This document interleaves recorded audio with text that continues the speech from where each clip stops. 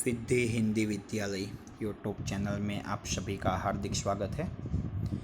विद्यार्थी मित्रों, आज हम कक्षा 10th विज्ञान और टेक्नोलॉजी विषय में चैप्टर नंबर 5 तत्वों का आवर्ती वर्गीकरण के बारे में अभ्यास करेंगे। बच्चों, पिछले वीडियो में हमने डोब्रेनर और न्यूलैंड ने तत्वों का वर्गीकरण किस आधार पर किया था, उनकी कुछ मर्यादा थी, उनके बारे में अभ्यास किया।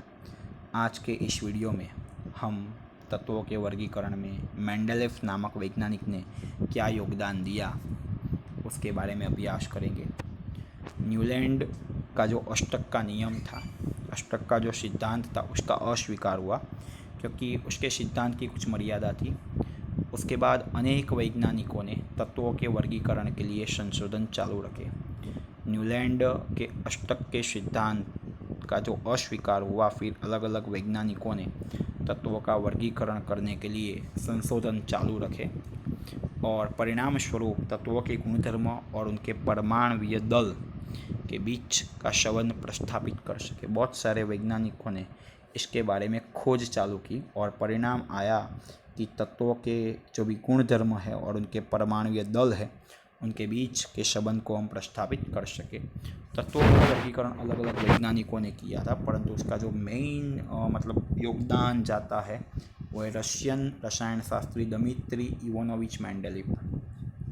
तत्वों के वर्गीकरण का जो मुख्य श्रेय, तत्वों का वर्गीकरण अगर कोई अच्छी तरह किया हो तो वो किसने किया है? रशियन रसायन शास्त्री दिमित्री इवानोविच मेंडेलीव। मेंडेलीव ने जब तत्वों का वर्गीकरण प्रारंभ किया था, मेंडेलीव ने अपना तत्वों का वर्गीकरण प्रारंभ किया, मतलब मेंडेलीव ने जब तत्वों के वर्गीकरण करने की शुरुआत की तब केवल 63 तत्व ही थे। कितने तत्व थे बच्चों? केवल 63 तत्व ही थे। और उन्होंने उन तत्वों को, मेंडेलीव ने उन तत्वों को तत्वों के गुणधर्म, तत्वों के परमाणुीय दल और तत्वों के रासायनिक गुणधर्मों के समानता के आधार पर समायोजन किया था। मेंडेलीव ने जब तत्वों के वर्गीकरण की शुरुआत की तब केवल 63 तत्व ही थे। उन्होंने तत्वों को उनके गुणधर्म, उनके परमाणुीय दल और रासायनिक गुणधर्मों के आधार पर समायोजित किया था, मतलब 3 क्राइटेरिया के आधार पर तत्वों के गुणधर्म, तत्वों का परमाणुीय दल और तत्वों के रासायनिक गुणधर्मों की समानता। मेंडेलीव ने तत्वों के परमाणुीय दल और उनके भौतिक और रासायनिक गुणधर्मों के बीच के संबंध को भी जांच की। मेंडेलीव ने तत्वों के परमाणुीय दल और तत्वों के रासायनिक और भौतिक गुणधर्मों के बीच में कैसा प्रकार का संबंध है उसकी भी उन्होंने जांच कर दी। ऑक्सीजन और हाइड्रोजन बहुत ज़्यादा सक्रिय तत्व हैं, इसीलिए मेंडेलीव ने यह तत्वों में से, मतलब ऑक्सीजन और हाइड्रोजन में से बनने वाले, यह तत्व मतलब ऑक्सीजन और हाइड्रोजन में से बनने वाले यौगिकों पर ज़्यादा ध्यान केंद्रित किया और लगभग अधिकतर तत्व, यह दोनों मतलब कौन से? ऑक्सीजन और हाइड्रोजन के साथ संयोजित हो सकते हैं।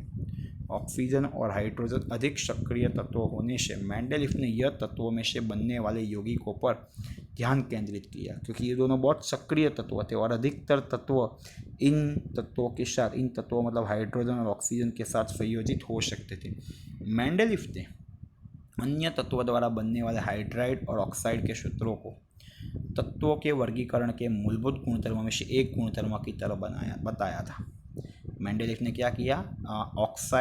अन्य तत्वों द्वारा बनने वाले ऑक्साइड और हाइड्राइड के सूत्रों को तत्वों के वर्गीकरण के लिए जो मूलभूत गुणधर्म होते हैं उनमें से एक गुणधर्म के रूप में बताया था। मेंडेलीव ने उनके समय में ज्ञात तत्वों का वर्गीकरण करने के लिए टोटल 63 कार्ड लिए थे। 63, ये 63 कार्डों पर उन्होंने कोई ना कोई तत्वों के गुणधर्म लिखे थे। फिर देखा उन्होंने तो समान गुण वाले जो भी कार्ड थे उन कार्ड को आल्पिन द्वारा एक कर दिया और उसे दीवार पर लटका दिया, मतलब समान वाले एक क्लास में। जैसे कि अपनी स्कूल में पहली, दूसरी, तीसरी, चौथी, पाँचवीं, छठी, सातवीं सब बच्चे एकत्र हो जाए, फिर इनका वर्गीकरण करना है तो मैं क्या करूँ? पहली वाले सभी बच्चे एक लाइन में लगा दूँ, उनको आल्पिन से मतलब उसको एक डोरी से बांध दे और फिर उसको एक जगह पर रख दे। मेंडेलीव ने भी वही काम किया था।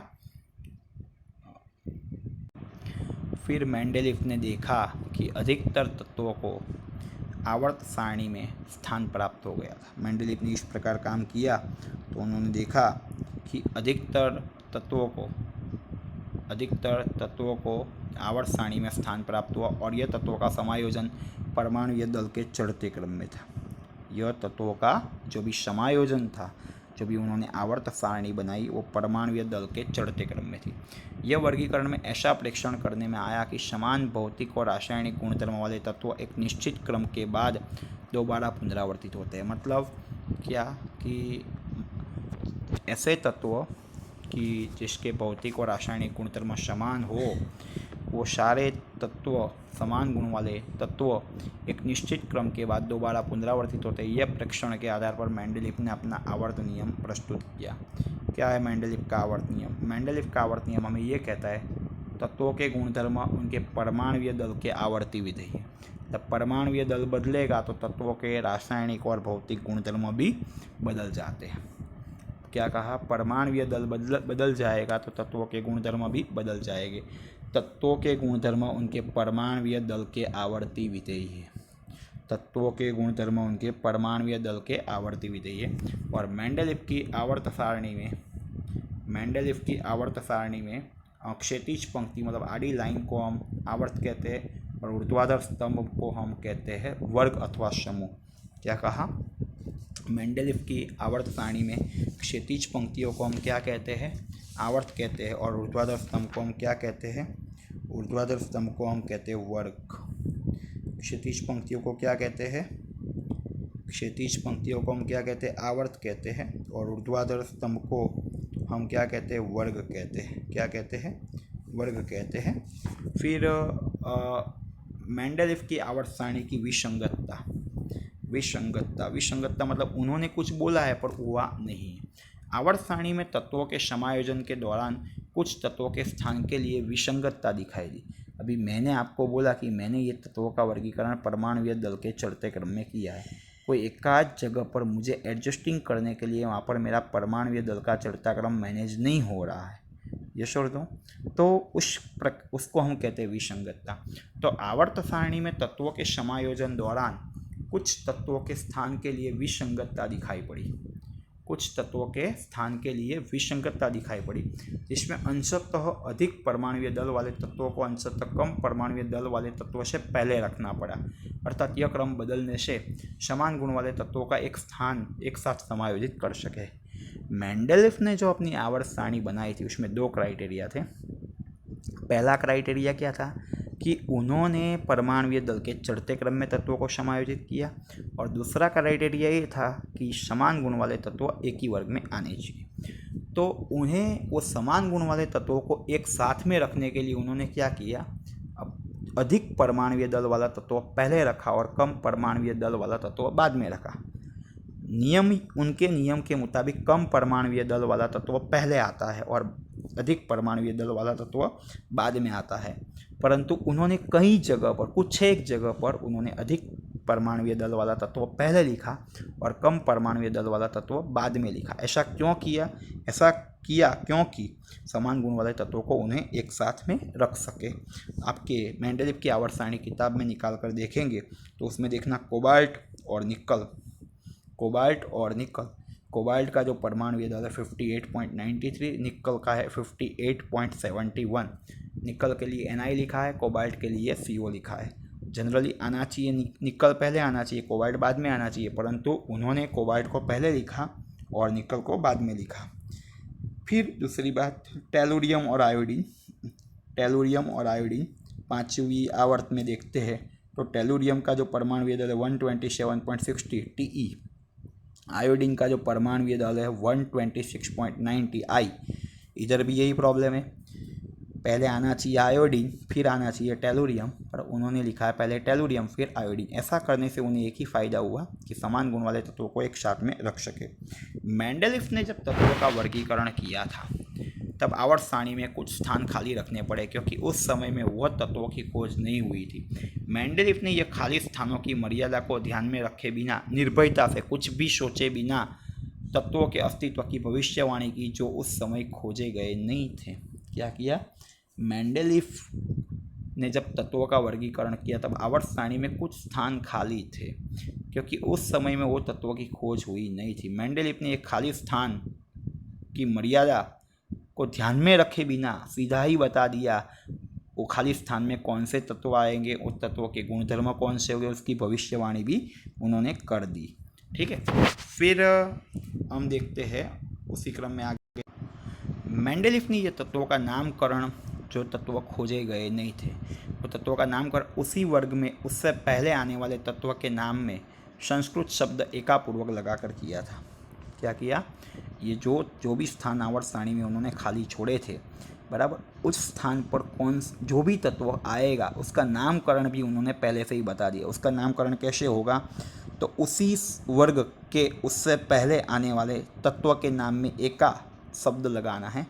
जैसे कि स्कैंडियम है तो स्कैंडियम का जो मेंडेलीफ द्वारा सूचित नाम है वो था एका बोरोन। स्कैंडियम का जो नाम था वो था एका बोरोन। फिर दूसरा है गैलियम। गैलियम का नाम उन्होंने रखा था एका एल्यूमिनियम। एका एल्यूमिनियम क्या रखा था? एका एल्यूमिनियम। फिर जर्मेनियम का नाम रखा था उन्होंने एका सिलिकॉन। क्या रखा था? जर्मेनियम का नाम क्या रखा था? एका सिलिकॉन। एका सिलिकॉन। उसी क्रम में पहले आने वाले तत्वों से मतलब मान लीजिए कि यहाँ पर एक तत्व है, यहाँ पर एक तत्व है सिलिकॉन और यहाँ पर एक खाली स्थान है। इस तत्व के नामकरण के बारे में देखना है तो एका सिलिकॉन, उसके पहले जो भी आ रहा है, ठीक है, उसके आगे एका शब्द का प्रयोग कर दिया। ये जो तत्व खोजे गए नहीं थे उनका नामकरण भी मेंडेलीफ ने अपनी तरफ से कर दिया। कैसे किया? तो उस वर्ग में उससे पहले जो भी तत्व आता है उसके नाम के आगे संस्कृत शब्द एका लगाना है, बराबर। जैसे कि स्कैंडियम तो एका बोरोन। ये स्कैंडियम नाम का तत्व मेंडेलीफ के समय में खोजा गया नहीं था, ठीक है, परंतु जब भी ये स्कैंडियम की खोज हुई तो मेंडेलीफ ने उसका नाम क्या बता दिया था? इसका नाम एका बोरोन होगा। वास्तव में स्कैंडियम तत्व बाद में खोजा गया, पर मेंडेलीफ ने स्कैंडियम तत्व के नाम के बारे में भविष्यवाणी की थी एका बोरोन। गैलियम नाम के तत्व के लिए नाम की भविष्यवाणी की एका एल्यूमिनियम और जर्मेनियम नाम के तत्व के बारे में भविष्यवाणी की एका सिलिकॉन। और मेंडेलीफ द्वारा भविष्यवाणी किया हुआ एका एल्यूमिनियम के और बाद में खोजा हुआ तत्व गैलियम के गुण निम्नलिखित है, बराबर। एका एल्यूमिनियम और बाद में खोजा हुआ तत्व गैलियम के गुण निम्नलिखित है। कौन से है? तो हम गुण की बात करते हैं तो एका एल्यूमिनियम, मेंडेलीफ ने क्या नाम दिया था? एका एल्यूमिनियम। और वास्तविक तत्व कौन सा पड़ा? गैलियम। इसका परमाणु दल कितना है? एका मेंडेलीफ की रीति से 68 था, वास्तव में कितना था? 69.7। फिर इसके ऑक्साइड का सूत्र क्या था? A2O3। और इसके ऑक्साइड का सूत्र भी क्या था? Ga2O3। क्लोराइड का सूत्र क्या था? ECl3। और इसके क्लोराइड का सूत्र है GaCl3। मतलब देख सकते हो अधिकतर गुणधर्म तो समान ही है, अधिकतर गुणधर्म समान है, खाली परमाणुीय दल में थोड़ा बहुत चेंजेस आ रहा है, ठीक है। तो ये थी मेंडेलीफ के आवर्त कोष्ठक की कुछ विसंगतताएं। मेंडेलीफ के आवर्त कोष्ठक की कुछ विसंगतताएं। मेंडेलीफ के आवर्त सारणी के लाभ। मेंडेलीफ ने जब तत्वों का वर्गीकरण किया तब कुछ तत्व नहीं खोजे गए थे। ऐसे तत्वों के संशोधन कार्यों को वेग मिला। मतलब मेंडेलीफ ने खाली जगह छोड़ दी तो बाद में वैज्ञानिक उसके बारे में खोजते गए।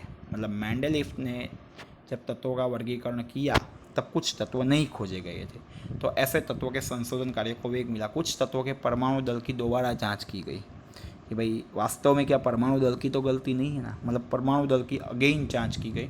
निष्क्रिय गैस जैसे कि हीलियम, नियोन, आर्गोन का भी पहले अनेक संदर्भ में उपयोग होता था।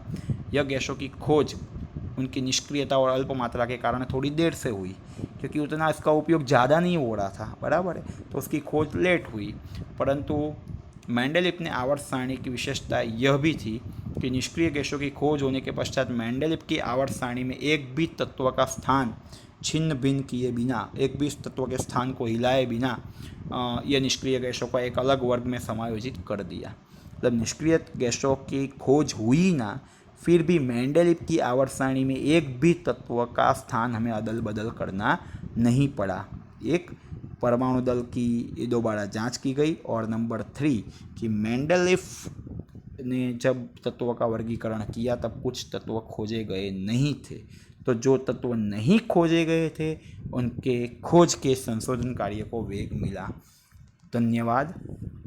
यदि यह वीडियो आपको पसंद आया हो तो इस वीडियो को लाइक कीजिएगा, अपने मित्रों को शेयर कीजिएगा, और इस सिद्धि हिंदी विद्यालय यूट्यूब चैनल को सब्सक्राइब जरूर कीजिएगा ताकि आने वाले वीडियो का नोटिफिकेशन आपको जल्द से जल्द मिलता रहे। धन्यवाद।